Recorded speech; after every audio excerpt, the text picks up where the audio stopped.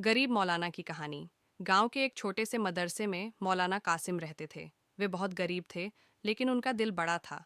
दिन भर बच्चों को तालीम देते, नमाज पढ़ाते और जो भी थोड़ा बहुत खाना मिलता उसी में गुजारा कर लेते। उनकी ईमानदारी और नेक दिली के कारण पूरा गांव उनका सम्मान करता था।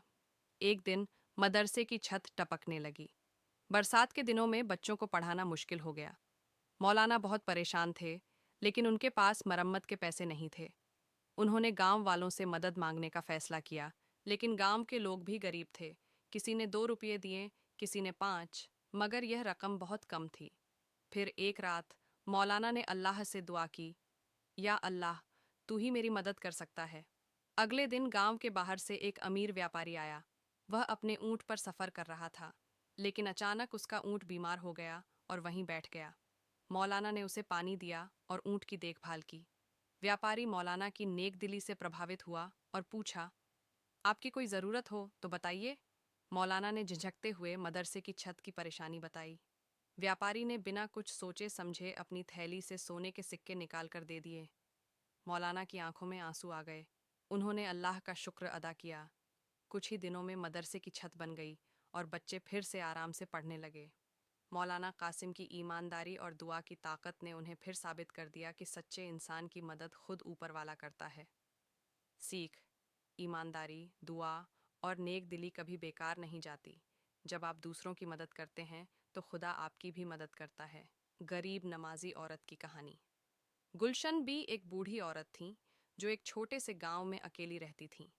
उनके पति का इंतकाल हो चुका था और उनका कोई बेटा बेटी नहीं थी।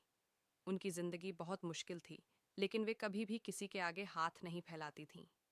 पांचों वक़्त की नमाज पढ़तीं और अल्लाह पर पूरा भरोसा रखतीं। हर दिन वे दूसरों के घरों में झाड़ू पोंछा करके जो थोड़े बहुत पैसे मिलते, उससे अपनी रोजी रोटी चलातीं। लेकिन एक दिन उनकी तबीयत खराब हो गई। कई दिनों तक काम पर नहीं जा पाईं और उनके पास खाने के लिए कुछ भी नहीं बचा। मगर उन्होंने फिर भी सब्र किया और रात में सजदे में गिरकर दुआ मांगी, या अल्लाह, तू ही मेरा सहारा है।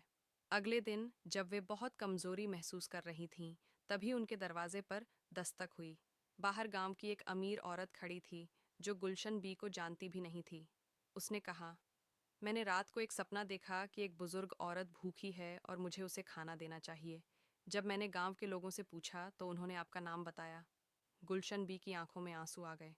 वह औरत अपने साथ खाना और कुछ पैसे लेकर आई थी।